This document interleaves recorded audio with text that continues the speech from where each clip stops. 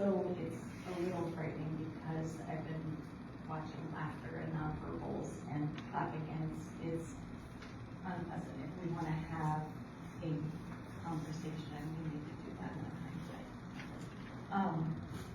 I also am here because I love the library. We come weekly. I have 3 children.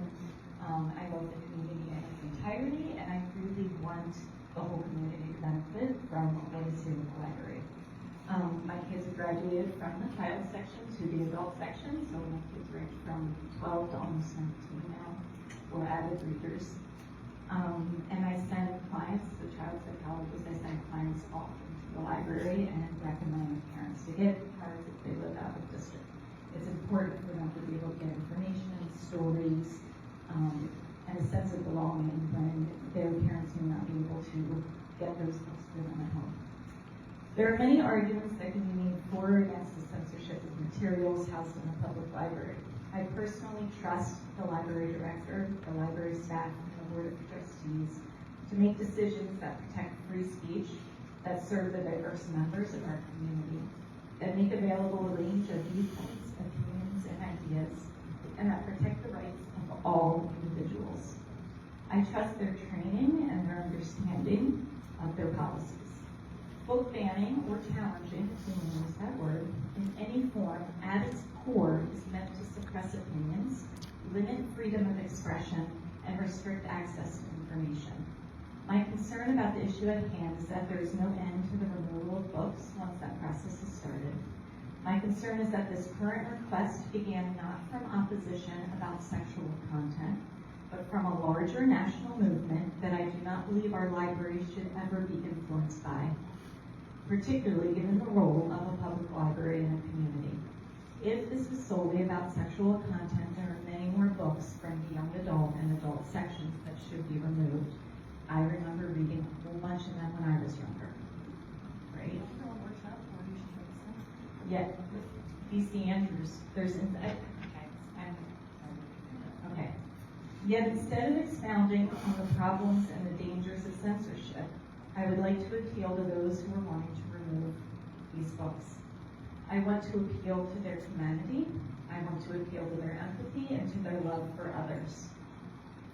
Please talk to a queer teenager about their experiences here at Dixon. Truly listen to their responses. Or talk to a queer adult who lives here, who grew up in a time when books displayed for Pride Month were not available.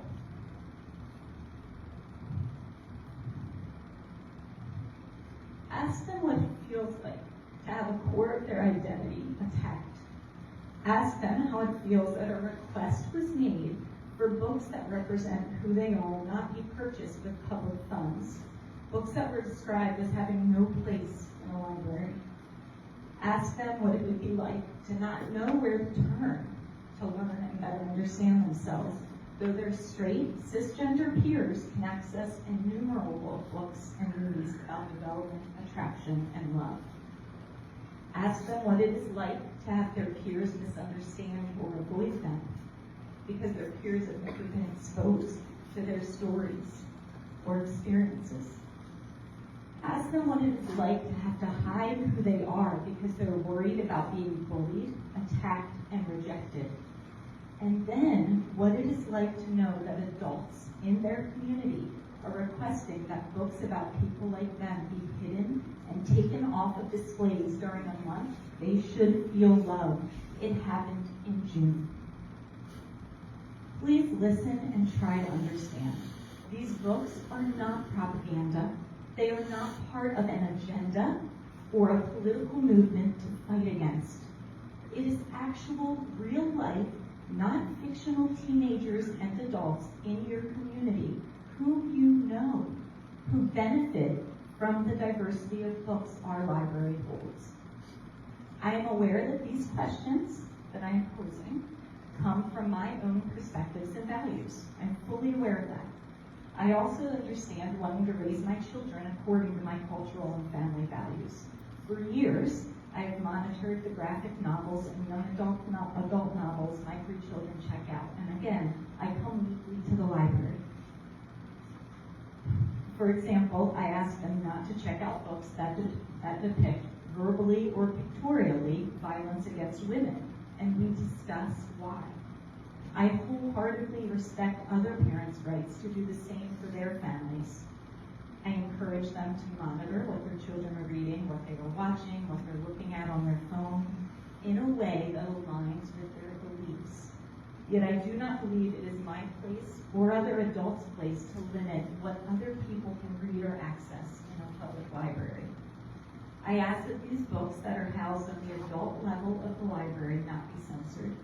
I hope that parents can be content to monitor their children's media consumption and have discussions together as a family about their values rather than limit others' ability to access information. I thank the board and the library staff for your public service and for your dedication to educate and provide for all individuals within our